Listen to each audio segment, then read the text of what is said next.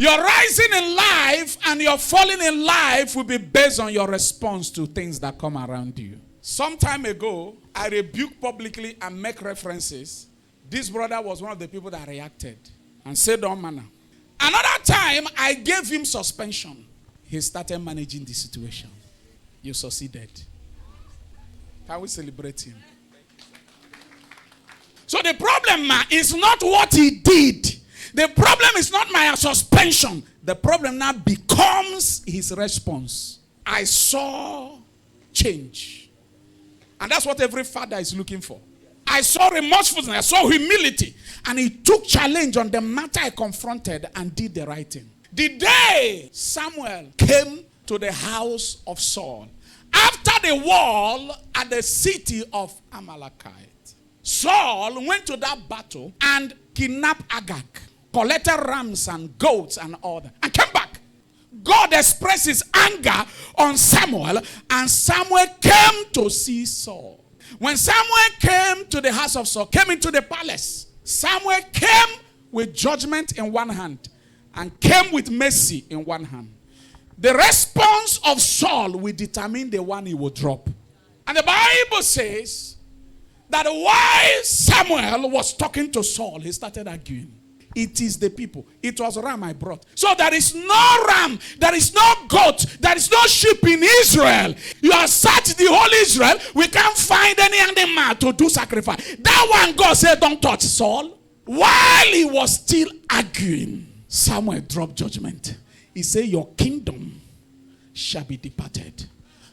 If Saul had cried and asked for mercy, the mercy would have been dropped.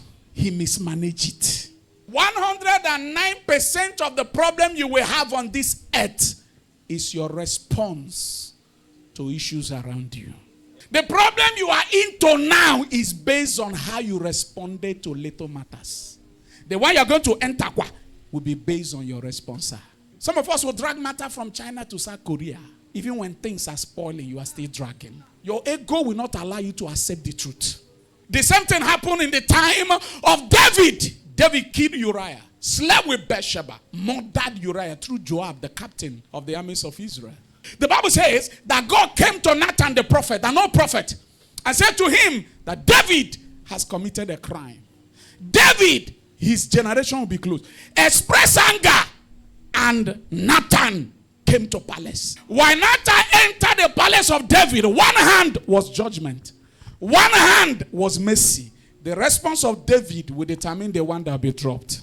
He told him a parable and said, a certain king in a village has every rams and goat and all that. And a traveler visited that kingdom. And the king left all his goods and all his plenty wealth and went to a poor man in that city and carried his ewe lamb and sacrificed for the traveler. What shall be done to that king? David rose from his throne and said, that king should be beheaded. That king is wicked. That king is stupid. Nathan said, oh king, you are that king. You have slept with Bathsheba and killed the husband. Immediately David had it. He carries ashes and pour on his head and carries sackcloth and wore and lied down and rolled and said to the God of Israel, have I sinned? He said, ask God to have mercy on me. If you know who is King David, to fall down from the throne and lie down for 3 days, asking God for forgiveness, because a prophet have said, his management of that situation, Nathan dropped mercy. And yet what David did was worse than what Saul did. Nathan dropped mercy. And I say, your kingdom shall be established forever. Why are we arguing in things that is so clear? To obey is better than sacrifice, and to hearken than the rams of sheep. He said, for the sin of disobedience is likened to the sin of witchcraft. He was saying this thing to see if that guy can say, okay, I'm sorry. Tell God to forgive me. I'm sorry. He was arguing. Because of the way Samuel loved Saul, he loved him so much. He didn't want him to miss the throne. He went to home. Even after the guy have insulted his priesthood, tear his garment, he went home and was still asking God to have mercy upon him. God called Samuel and said, do not mention this matter again. I have rejected Saul. I have provided me another neighbor of his better than him. Do not come to my presence to talk about Saul again. You know why? Because of pride, hardness of heart, mismanagement of situation. He said, leave this guy. If you bring him back to this throne, he will do worse. The more you delay that sorry, the more you prolong your sorrow. The more you prolong the adversity.